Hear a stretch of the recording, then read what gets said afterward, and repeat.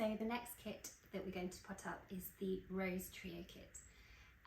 Now we have brought back for September the scalloped rose, white rose scalloped planter kit and the white rose kit. I don't think we've ever had a kit or two kits sell so quickly and have so many messages from you asking when they were coming back into stock. On the whole, when we do kits and they sell out for the whole month, and then sometimes we bring them back depending on the season and things like that. But they are so beautiful. The roses are like garden roses, the frilliest petals, and they just look so beautiful in the pot. So I've bought the planter and the little kit back, and then I've also added in a trio, mainly because as I keep banging on about, I feel like this is the season for tablescaping and really sort of styling your homes, you know, having friends and family over, you know, hunkering down and getting cozy. And I just think that having your home looking beautiful is just really important at this time of year. So we have this gorgeous trio. Not only does it have the beautiful white roses, it has one of our most popular pots in terms of pots that sell standalone. So it is these beautiful ribbed 12 centimetre pots with their matching kind of bobbly saucers. They're so detailed. Yeah, they're gorgeous. I know that when people receive them and they see the pots, they just fall in love with them. And I've had quite a few people say that they've become a bit of an addiction. You know, a lot of you want the entire set, but yeah, they're just beautiful. So let's pop this up. Okay, so we'll start with the gravel. So spread your gravel up, split your gravel between the three pots. Okay, and then add in, I would say, a kind of a decent handful of compost.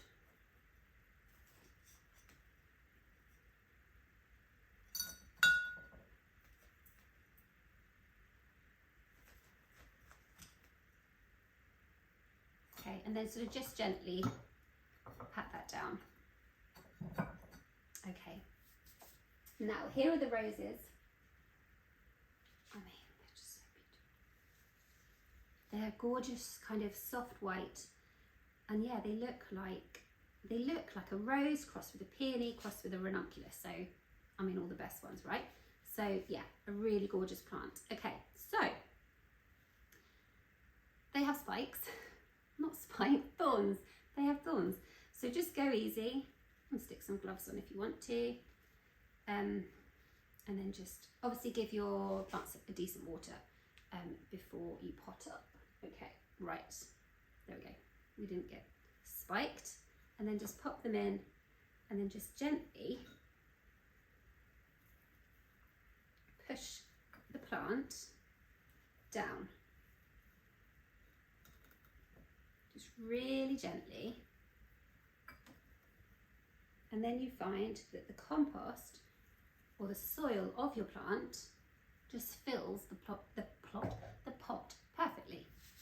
We can add in, if you want to, a little sprinkle over the top, but if you don't want to, it's not necessary. Okay.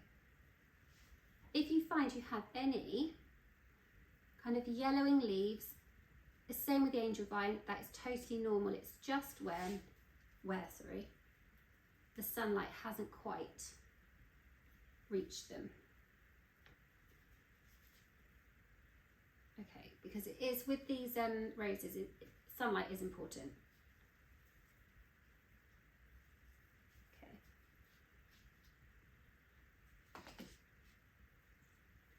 That's a wet one. That's been really freshly watered. Okay. And then just gently, like I said before, just with your thumbs, just gently push down the compost into the pot. Perfect. And the last one. Again, some of these leaves are kind of a little discoloured, so I'll just take them off.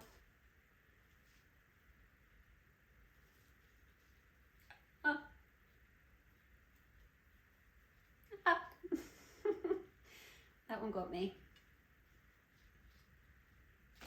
Okay. Put it that way because there's some nice buds at the front there, so you can see. Okay, and then again, just gently pushing the compost down. Okay.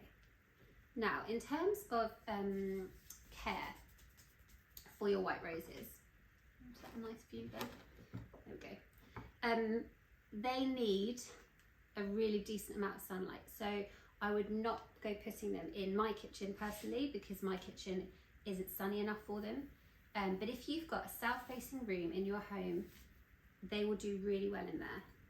So then adding in your moss. So in terms of sort of the general care for them, in addition to you know, really decent amount of sunlight, they also like to be kept sort of damp, not too soggy, but they don't like to dry out. So keep them damp, keep an eye on them. They can be kept in the garden. The only thing with keeping them in the garden is that if it rains, the rainwater kind of pools in the sort of cups of the flowers, and it sometimes can make them then go brown when the water just sort of sits there. So that's the only thing, that's the only kind of setback about keeping them outdoors. But obviously you can, it's absolutely fine. So yeah, I'm just trying to think of anything else. When the flowers go over, which, you know, obviously they will, you simply take that, flower off, and to do that, you cut them with some clean secateurs. You cut them near the base where you see sort of another kind of shoot that's coming up. But yeah, that's kind of it really. They are a beautiful plant. And they're definitely becoming a lot more popular for sort of keeping indoors. Okay, so that's about it. So just to reiterate, on the White Rose Trio kit, you need to keep them damp, not soggy, put them somewhere really sunny, and then cut the dead blooms off. So when they start to go brown, you cut them off near the base of the stem, making sure you're not sort of cutting any new buds that are forming off. You should get about maybe a month or two out of them in flower, depending on how sunny your room is. But after that, you can then pop them in the garden and they should come back next year. So just dig them into the soil, you know, leave them to it, and then yeah, in the spring you hopefully should get some new buds, and then in the summer hopefully you'll get some new beautiful white flowers.